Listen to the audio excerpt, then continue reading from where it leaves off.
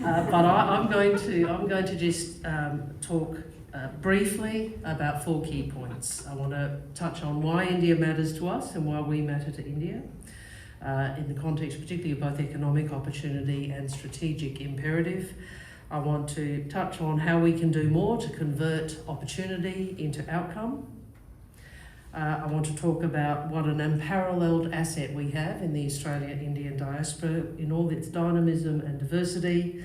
And I want to end on the strategic imperative of our partnership in the region and the world at this time.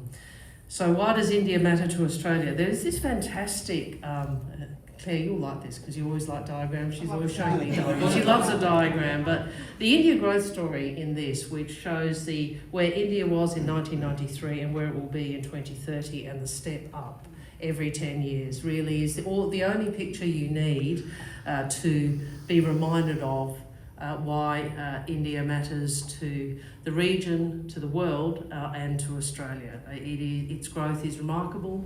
Actually unparalleled for its quantum and sustained nature over time. In addition, as the Prime Minister spoke about, the complementarity between our economies will only grow. You can see this in the sectors which we've described as the superhighways, because they are the sectors where over time you can see, because of the nature of the development of the Indian economy, the advancing of the Indian economy, its demographics, and the nature of the Australian economy, that complementarity will grow.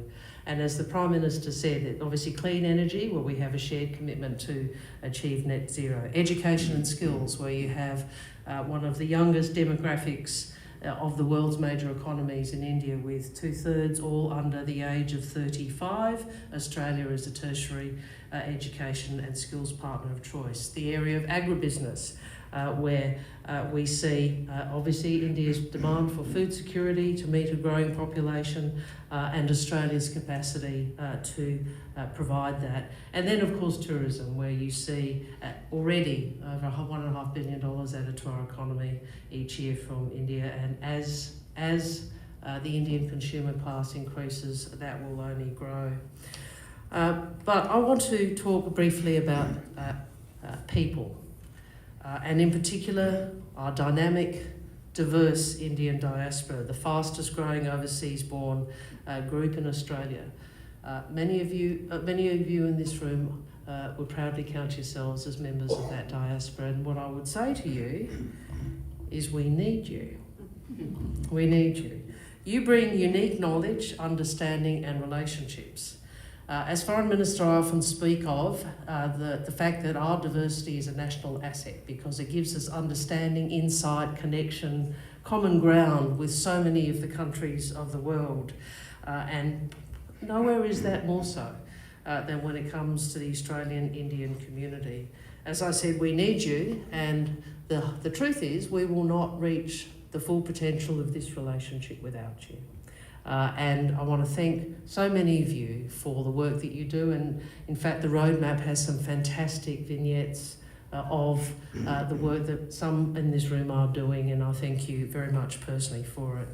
Our Maitri program that the Prime Minister has also announced is obviously one way in which we harness the momentum of the Australia-India diaspora, and we were pleased to have further funding for the next round of Maitri grants, because the earlier rounds have been so successful. So thank you, Tim. Finally, on the strategic imperative.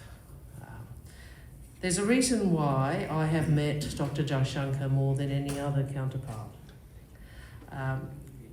We share a region and we share a future, and we both want a stable and prosperous and peaceful Indo-Pacific.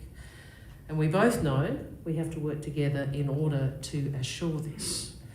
We have to both strengthen our capability, we have to both strengthen our capacity, we have to both strengthen our capacity in the defence and diplomatic sectors, and we need to work to bring together our different strengths in support of rules and principles which keep us all safe. We live in times where many assumptions are being tested. let this be a relationship which meets the moment. Thank you very much.